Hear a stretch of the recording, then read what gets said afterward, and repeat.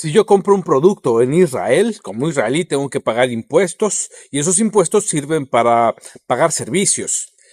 Pero si un habitante del área de Judea y Samaria, de la llamada Cisjordania, compra un producto en Israel, Israel recoge los impuestos de ese producto y se los entrega directamente a la autoridad palestina. Lo mismo ocurre cuando importan material de construcción, por ejemplo, automóviles, y pasan por Israel.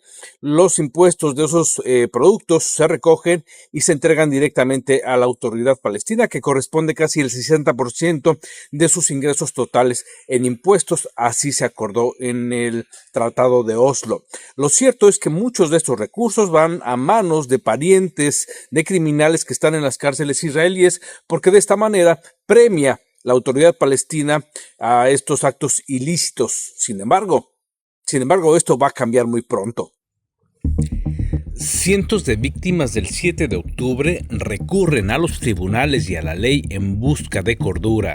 Se ha declarado orden de embargo temporal de 2.800 millones de shekel contra la autoridad palestina, cuya sede está, como se sabe, en Judea y Samaria. Algunos de los demandantes son familiares de los asesinados y la mayoría de ellos resultaron heridos en el ataque. El Tribunal de Distrito de Jerusalén dictaminó que hay base para la afirmación de que, según la ley de indemnización a las víctimas del terrorismo, cada una de ellas supuestamente tiene derecho a una indemnización de al menos 5 millones de shekel, poco menos de $1,5 millones de dólares americanos.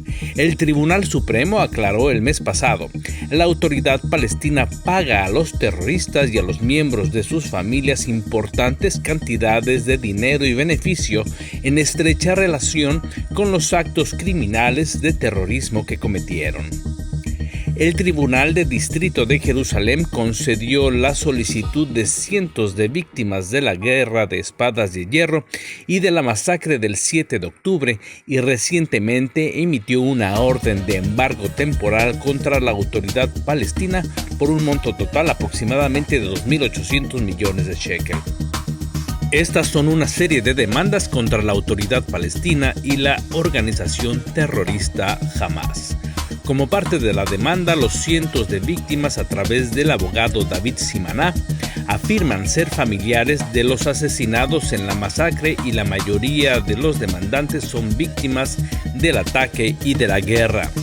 La mayoría de ellos viven en kibutzim asentados en la zona y en sus alrededores.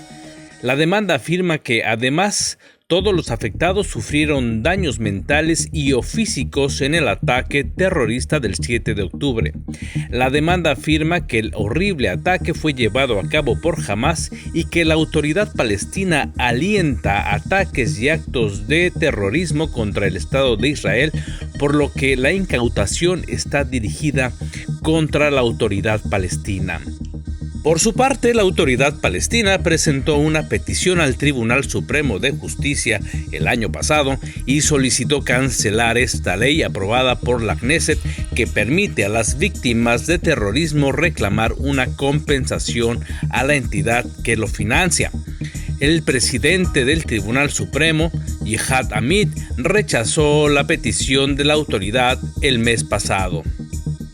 Amit también afirmó que incluso si la ley se basa en un motivo político, esto no conduce a su derogación. La ley establece que si el acto de terrorismo causó la muerte de una persona, sus herederos tendrán derecho a una compensación ejemplar por un monto de 10 millones de shekel. Y si una persona resulta herida por un acto de terrorismo y sufre una discapacidad permanente, la parte lesionada tendrá derecho a una compensación ejemplar por un monto de 5 millones de shekel. Cabe señalar que las víctimas deben de ser civiles.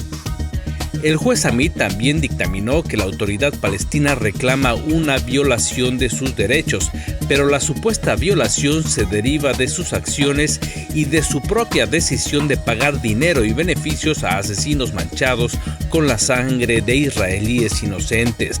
La autoridad palestina tiene la opción de elegir un camino diferente y poner fin a su política que recompensa y que alienta la comisión de actos terroristas.